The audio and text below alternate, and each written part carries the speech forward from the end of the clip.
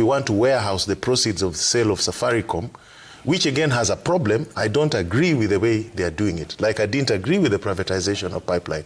The pipeline, they stopped me from talking about it in Parliament. In fact, how did they do that? The speaker at that time happened to be a member of ODM like me.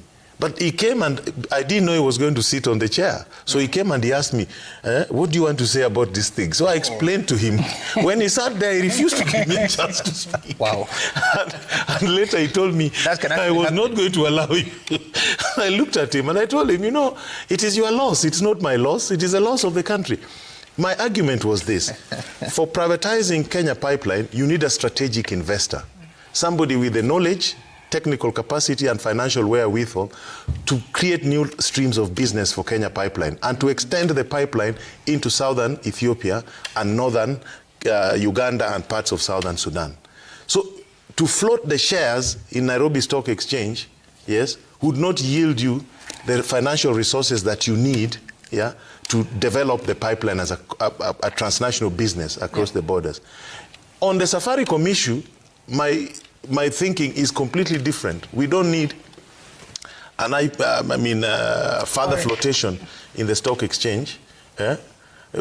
Strategic sale to existing shareholder. Mm-hmm. Because we need to democratize the ownership of Safaricom. It's a business that has already been built. And in Kenya, only 1% owns 78% of the financial resources. Mm-hmm. So with Safaricom, we should actually be selling the shares, most of those shares, yeah, to Kenyans. Yeah, to own them. And apart from that, we should also, actually, if you ask the Minister for Treasury, National Treasury, the first thing they should tell Kenyans on Safaricom is, we did a study and we found this to be the best method of privatization or divestiture. They didn't do a study. That is what our constitution says. Those are the values I'm talking about. But they say... If you look at Article 232... They say it's a proposal from Vodacom. No, Vodafone cannot propose to the government of Kenya what to do with our shares. Mm.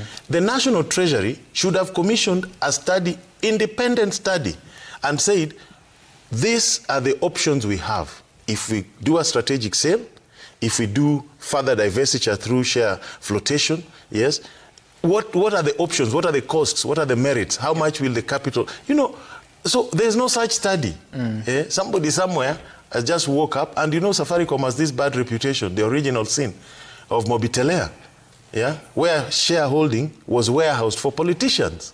It is a fact, they can't deny that. They declared it in London Stock Exchange.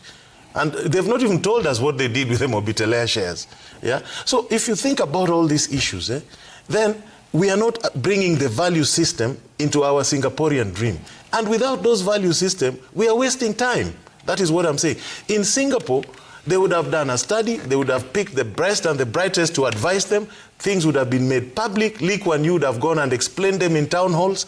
We are not doing that. We are going to rallies, asking people who don't even understand the issues to talk about them. That is not how you build a first-class country. Those are not first-class standards.